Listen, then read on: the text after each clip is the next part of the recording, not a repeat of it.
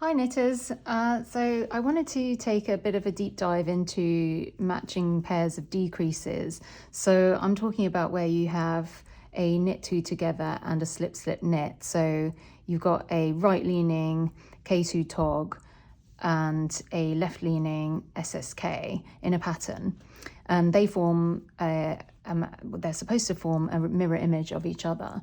And I'm finding that when I've done my slip slip knit, and these are the slip slip knit that you can see on this example here, my stitches are just not quite matching up with the knit two together, and I'm just not quite satisfied with the way they look. They're a bit wobbly and meandering and not forming the straight line that I'm really looking for on the left leaning decrease. So I've done a couple of examples, and I've found this method online for improving the way the slip slip knit looks, and it's really quite simple.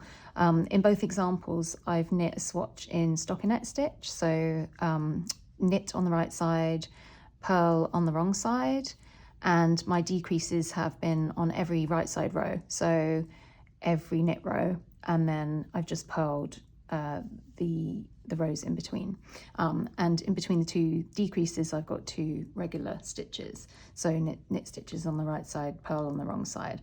And so I'll just show you my technique for doing this. It's really simple. So on my right side row, knitting up to my first decrease, which is a knit two together, and so that is as normal.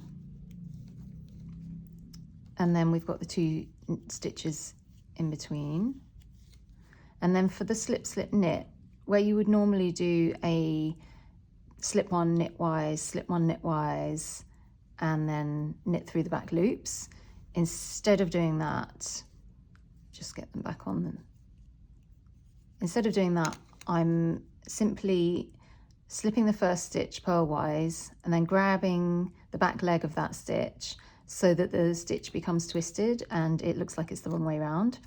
And then I'm doing my knit through the back loop of both stitches, not doing anything with the second stitch, and then knit to the end. And there are some other ways of doing this to improve the look of it, where you can do a slip the first stitch knitwise, slip the second stitch purlwise, and you can also make an adjustment on the purl side row following the decrease, where you purl through the back loop of the decreased stitch on the following row.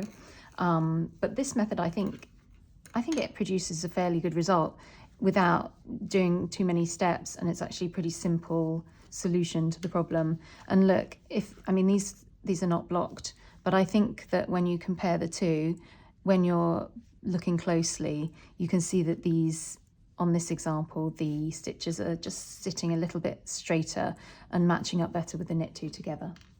Happy knitting!